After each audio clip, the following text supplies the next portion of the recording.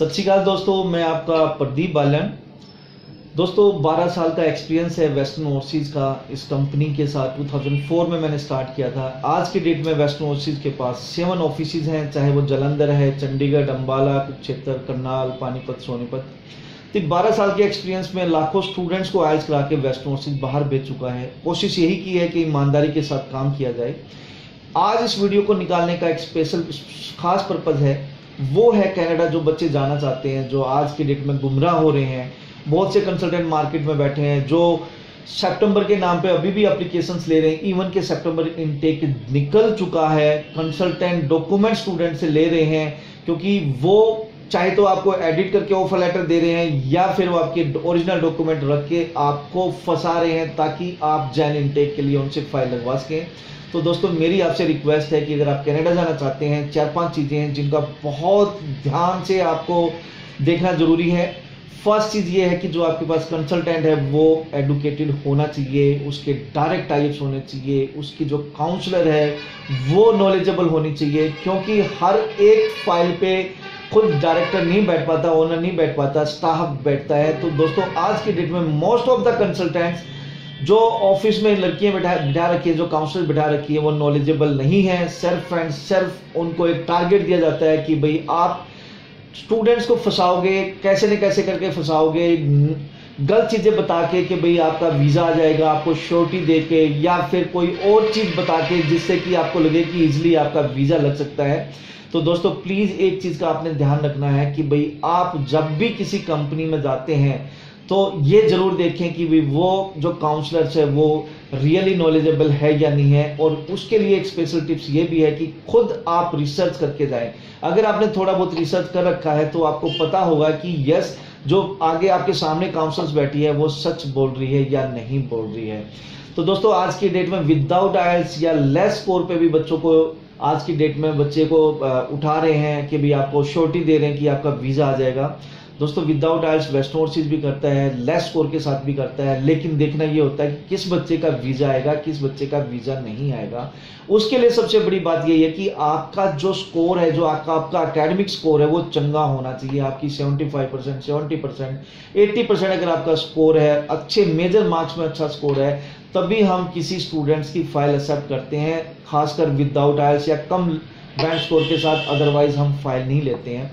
इस फील्ड में आज की डेट में यू नो वेरी वेल कि भाई हर एक दूसरी दुकान कंसल्टेंट की है जिस पे आइल्स एंड स्टडी वीजा लिखा हुआ है। तो यहाँ पे पंजाब में रिवॉल्यूशन भी है, हर एक बच्चा बाहर जाना चाहता है, बड़ी बड़ी लोग ऐड कर रहे हैं और उस ऐड के चक्कर में कहीं ना कहीं आप बहकाई में भी आ जाते हैं। तो इस चीज का आपने खास ध्यान रखना है कि आप एक नॉन इंग्लिश कंट्री से इंग्लिश कंट्री में जा रहे हैं, तो एक कोर्स, जिस कोर्स में जा रहे हैं वो वैल्यू रखता है। ये वैल्यू रखता है कि भी वीजा आपका आ सकता नहीं आ सकता। अगर जेन्युइन कंसल्टेंट है, उसका ऑलरेडी अगर अच्छा एक्सपीरियंस है, उसके डायरेक्ट टाइप से वो ट्रेंड है, तो ही आपका वीजा लगवा सकता है। जो मार्केट में आज की डेट में जो आपने देखा होगा, जैसे बरसात में मेंढक निकलते हैं, तो उस टाइप से बोर्ड लगे हुए हैं, लेकिन बाद में वो पैसे ऐड के गायब हो जाते हैं। सच्चाई यही है, हर एक शहर में ऐसे बहुत से कंसल्टेंट बैठे हैं जो शॉर्टकट मारते हैं, स्टूडेंट्स को बड़ी बड़ी ऐड करके बुलाते हैं और बोलते हैं कि जी आपका वीजा लग जाएगा, आपसे एडवांस ले लेते हैं, बड़े पैसे ऐड लेते हैं, बाद में वीजा नहीं लगता। क्योंकि उन कंसल्टेंट का सिर्फ एक ही काम है कि भाई आपका वीजा ना लगा के कमाना। तो दोस्तों ये चीज जरूरी देखनी है कि आपका स्कोर अच्छा होना चाहिए। अगर आप आइल्स कर सकते हो तो इससे बड़ी बात ही नहीं हो सकती। अच्छा स्कोर लो और अच्छा आइल्स में भी स्कोर लो। सेकंड चीज आती है कि आपका कोर्स रिलेवेंट होना चाहिए। रिलेवेंट कोर्स हमेशा मैटर करता है। ऐसा नहीं है आपने पीसीएम नॉन मेडिकल है तो आप इधर से बिजनेस में जाओ, वीजा चांसेस कम रहेंगे इस टाइप के कोर्सेज में। पीसीएम वाले बच्चे आईटी, इलेक्ट्रिकल, मैकेनिकल, सिविल, जो आपके बीटेक से रिलेटेड है, उन कोर्सेज में जाए। आपको हॉस्पिटलिटी मैनेजमेंट में एक कंसल्टेंट भेजने की कोशिश करता है नॉन मेडिकल वाले को, तो ऐसे कोर्सेज में वीजे नहीं आते। नॉन रिलेवेंट कोर्स कंसल्टेंट इसलिए देता है क्योंकि उसके हो सकता है उस कॉलेज से ही टाई अप हो जो आपको दे रहा है, उस कॉलेज से टाई अप न हो जिसमें वो रिलेवेंट कोर्स अवेलेबल हो, या किसी के थ्रू उसको काम करना पड़ रहा हो तो उसको कम प्रॉफिट होता हो। तो रिलेवेंसी हमेशा मैटर करती है। अगर आप मेडिकल स्टूडेंट हैं तो health science, nursing, chemical lab technician, जो हेल्थ साइंस से रिलेटेड वो कोर्सेज करो। अगर आप कॉमर्स बैकग्राउंड से है तो आप business management, accounting, finance, marketing, HR, these are the courses, या हॉस्पिटल मैनेजमेंट भी इसमें आते हैं, इसके भी कुछ कोर्सेज आते हैं कॉमर्स से रिलेटेड।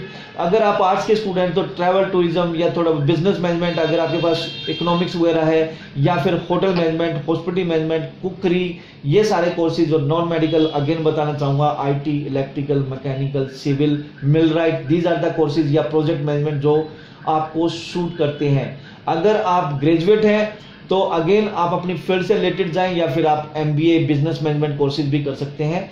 इसके अलावा जो तीसरी चीज निकल के आती है कि आप किसी को एडवांस ना दें, कैश ना दें। एप्लीकेशन फीस कई कॉलेज की फ्री है, किस कॉलेज की अगर है तो $65, $50, $100, $150, इससे ज्यादा एप्लीकेशन फीस नहीं है। कंसल्टेंट आज की डेट में 25, 30, 50 हजार रुपये इसी चीज के ठग लेते हैं, आपके ओरिजिनल डॉक्यूमेंट रख लेते हैं और फिर आपसे पैसे ऐंठने शुरू कर देते हैं। तो प्लीज इस चीज का भी आपने ध्यान रखना है, क्योंकि आपके 25,000 हो सकता है कि आपके सिर्फ 25,000 है, शाम तक ऐसे ऐसे पता नहीं कितने 25 को वो ठगते हैं। 25 करके कितने पैसे, कितने लाख रुपए बन जाते हैं, यू नो वेरी वेल।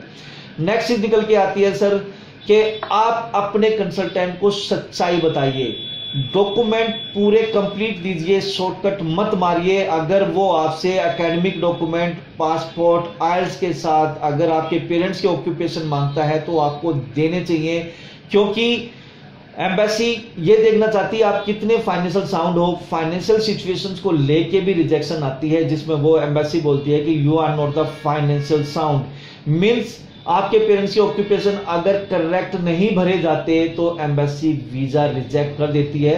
और जब वीजा रिजेक्ट होता है तो कल ने आपने नॉन SPP में फाइल लगानी है तो डॉक्यूमेंटेशन देने होते हैं। अभी अगर आपने SPP में फाइल लगाई, कुछ भी उसमें भर दिया, लेकिन जब अगर आपने वीजा रिजेक्ट होने के बाद उसको नॉन SPP जनरल में लगाते हो तो वो डॉक्यूमेंट कहां से प्रोड्यूस करोगे।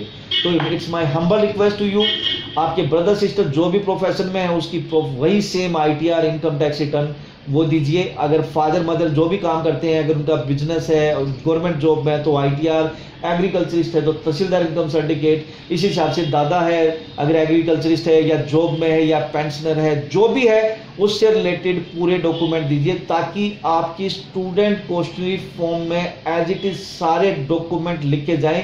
नहीं तो अगेन बोलना चाहूंगा कि अगर कंसल्टेंट कुछ अलग भरेगा और कल ने किसी कारण से आपकी रिजेक्शन आ जाती है तो आप जब जनरल में फाइल लगाओगे तो वो डॉक्यूमेंट कहां से प्रोड्यूस करोगे। या आपने SPP में फाइल लगा दी, कल ने एम्बेसी आपसे डॉक्यूमेंट मांग लेती है ओरिजिनल, तो from where you will produce. तो it's my humble request again कि प्लीज अपने जो भी ओरिजिनल डॉक्यूमेंट है, जो भी एक्चुअल सिचुएशन है वो आपको देनी होगी।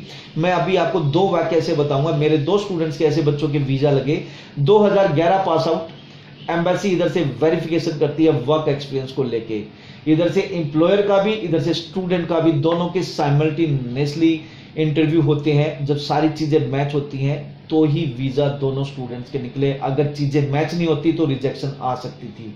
तो इट्स अगेन रिक्वेस्ट कि प्लीज जो भी डॉक्यूमेंट दो सच्चाई के साथ दो। अगर आपका गैप है तो उसमें सच्चाई के साथ बताइए। अगर आपने कोई जॉब की है, वर्क एक्सपीरियंस है, तो उससे रिलेटेड पूरा प्लीज पूरा एक्यूरेट दीजिए। आप अपने एम्प्लॉयर को भी बताइए कि एम्बेसी इंटरव्यू ले सकती है। नेक्स्ट चीज आती है जी आपके रिसर्च हमेशा मैटर करते हैं। कल ने एम्बेसी अगर इंटरव्यू ले लेती है तो आप क्या बताएंगे अगर आपको कुछ नहीं पता है तो। अगर आपको कुछ पता है तभी आप बता पाएंगे, अदरवाइज नहीं बता पाएंगे। आपको कोर्स कंटेंट के बारे में पता होना चाहिए, आपको आपकी फैमिली के बारे में पता होना चाहिए, स्पॉन्सर कौन कौन कर रहा है, उनकी इनकम, एनुअल इनकम क्या है, जो कोर्स करना चाह रहे हो उसका आउटकम क्या होगा, किस टाइप की जॉब मिलेगी, कॉलेज कहाँ पे है, कॉलेज की साइट्स, वेबसाइट क्या है, इनटेक कब स्टार्ट हो रहा है, फीस आपने कितनी पे की है, GIC आपने कितनी पे की है, कौन से अकाउंट बैंक में आपकी GIC ओपन हुई है, नोवा स्कोशिया है या ICI है। ये छोटी छोटी चीजें हैं, अगर आपको पता होगा तभी आप एक जेन्युइन स्टूडेंट होके वीजा ले सकते हैं। इसके अलावा और सबसे बड़ी बात है, आप किसी को कैश मत दीजिए। मैं अगेन बताना चाहूंगा, शुरू में भी मैंने कैश की बात करी थी, अगेन मैं बोलना चाहूंगा। बहुत से स्टूडेंट ऐसे मेरे पास आते हैं, बोलते हैं जी कोई पर्टिकुलर कंसल्टेंट, मैं नाम किसी का नहीं ले सकता, कि उसने मेरे से 50,000 ठग लिए।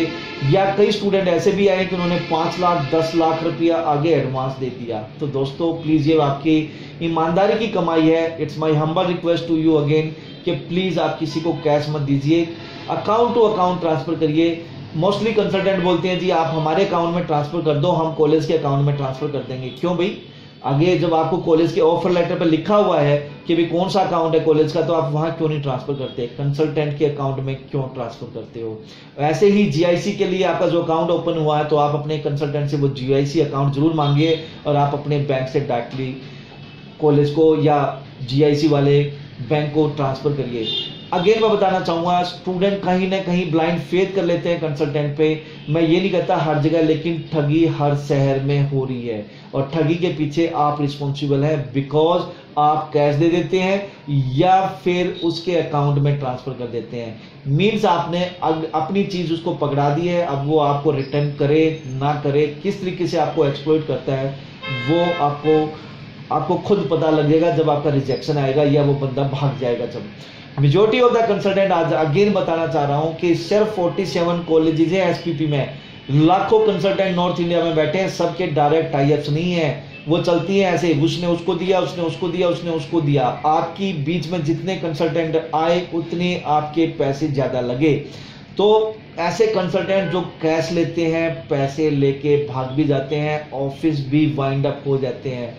अगेन बोलना चाहूंगा, आपकी कमाई के पैसे हैं, आपके पेरेंट्स के पैसे हैं, पेड़ पे नहीं लगे हुए हैं, उन्होंने बड़ी मुश्किल से कमा के आपके लिए सेव किए हैं, उस पे किसी और बंदे का राइट नहीं है, कोई और बंदा उस पैसे को लेके खा नहीं सकता। तो इट्स हम्बल रिक्वेस्ट, प्लीज ये छोटी छोटी चीजें हैं, इनका ध्यान रखना जरूरी है।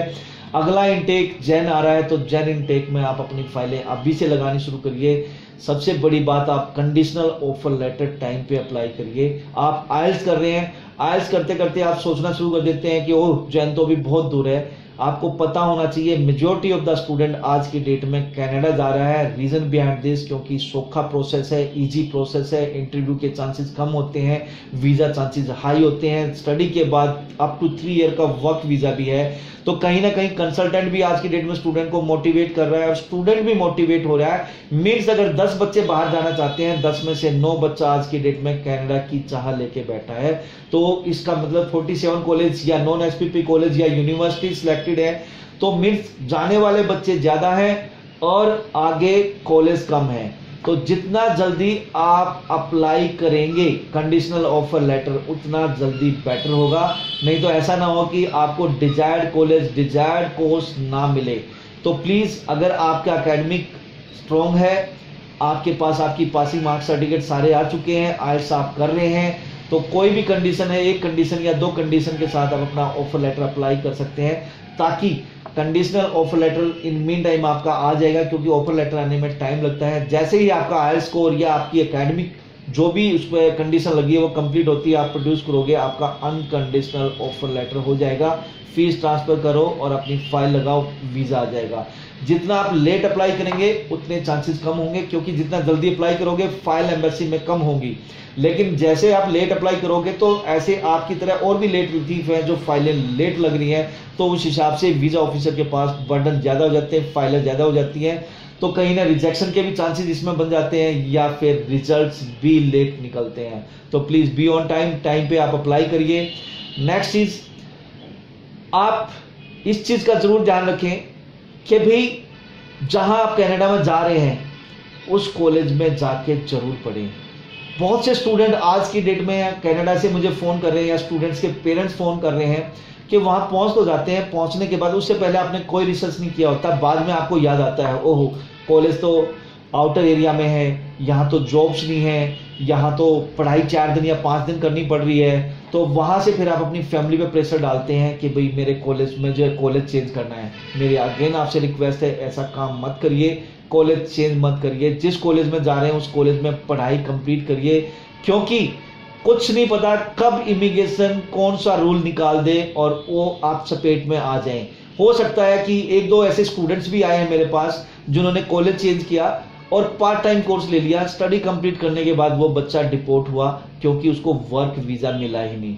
हो सकता कुछ ऐसी पॉलिसीज आने वाले टाइम में निकल जाए कि जो बच्चे कॉलेज चेंज कर रहे हैं वो एलिजिबल ही ना हो पीएसडब्ल्यू के लिए। मैं कोई कमिटमेंट नहीं कर रहा, लेकिन कुछ भी हो सकता है। आप जिस कॉलेज में गए हैं कंप्लीट करिए। कंप्लीट करने के बाद PSW post study work visa लीजिए, रिलेवेंट जॉब करिए, उसके बाद अपनी सेटलमेंट के बारे में सोचिए।